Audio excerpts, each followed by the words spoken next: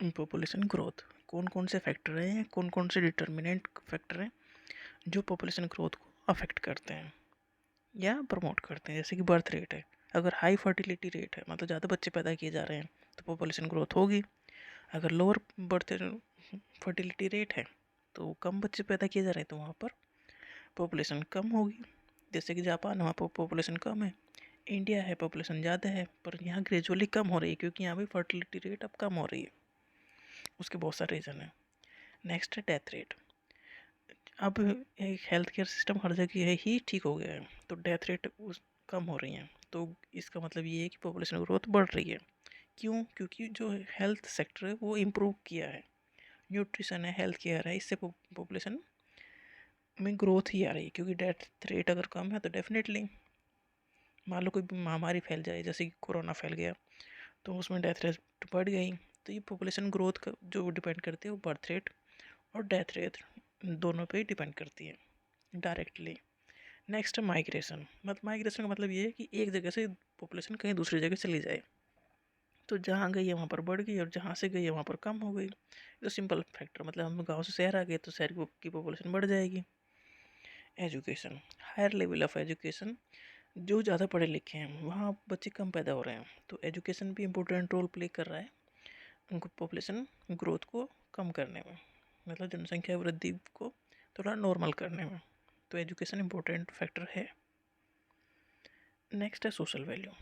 एक गांव में अभी भी प्रेफरेंस दिया जाता है कि मेल, एक बच्चा मेल होना चाहिए, मतलब लड़का होना चाहिए। तो इस चक्कर में कई सारी लड़कियां पहले हो जाती हैं। तो ये सोशल वैल्यू है जो इन्फ्लुएंस करती हैं पॉपुलेशन ग्रोथ को। एज ऑफ मैरिज, पहले तो ऐसा था कि बचपन में ही शादी कर दी, तो लोअर एज में अगर शादी हुई है तो डेफिनेटली 7 8 9 बच्चे होंगे, तो वो अफेक्ट करेगी करेगी पॉपुलेशन ग्रोथ को। बट अब ये चीज़ें चेंज हो रही हैं, तो अब लेट मैरिज हो रही हैं तो डेफिनेटली बच्चे भी कम ही पैदा हो रहे हैं। तो एज ऑफ मैरिज भी कंट्रीब्यूट करती है पॉपुलेशन ग्रोथ में। इकोनॉमिक डेवलपमेंट, जो ज़्यादा डेवलप कंट्रीज हैं वहाँ पर पॉपुलेशन ग्रोथ कम है, जो कि लेस डेवलप कंट्रीज हैं वहाँ पर पॉपुलेशन ग्रोथ ज़्यादा है। क्योंकि जो लेस डेवलप हैं वो उन सब चीज़ों पर ध्यान ही नहीं दे पाते कि ये होना चाहिए कि नहीं होना चाहिए, तो वहाँ पॉपुलेशन बढ़ती चली जाती है। क्या रिजल्ट हैं, क्या कंसिक्वेंस हो सकते हैं पॉपुलेशन ग्रोथ के? तो जो ग्रोइंग पॉपुलेशन है, एक तो बात तो ये है कि ज़्यादा पॉपुलेशन मतलब काम करने वाले ज़्यादा हैं, ये फ़ायदा है। Population growth increase consumer demand, population ज़्यादा है तो ज़्यादा चीज़ों की रिक्वायरमेंट होगी तो डिमांड बढ़ेगी, डिमांड बढ़ेगी तो कंपनी और प्रोडक्ट बनाएंगे तो इकोनॉमी जो रन करेगी।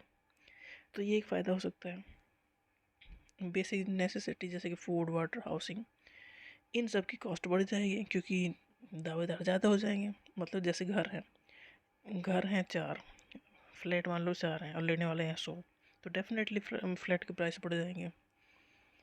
तो rapid urban population growth can lead to overcrowding. अब शहरों में लोग सभी शहरों में आ रहे हैं पढ़े लिखे बच्चे, तो ओवर क्राउडिंग हो रही है, भीड़ भाड़ बढ़ रही है। एक बिल्डिंग में 10 10 20 20 फ्लैट हैं तो बहुत भीड़ बढ़ रही है, एक छोटे से एरिया में ज़्यादा ज़्यादा पॉपुलेशन रह रही है। Higher population growth contribute to higher carbon emission accelerating climate change.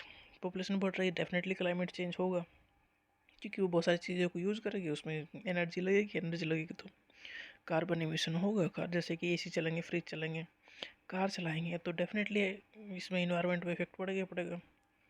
Growing population require expanded transportation network. जितनी पॉपुलेशन बढ़ेगी उसी उतनी हमें ट्रांसपोर्टेशन की चीज़ें लेके आनी पड़ेंगी, स्कूल खोलने पड़ेंगे, हेल्थ केयर सिस्टम खोलने पड़ेंगे, तो इससे बहुत पैसा खर्च होना ही होना है। पॉपुलेशन ग्रोथ ज़्यादा होने के फ़ायदे भी हैं और नुकसान भी हैं।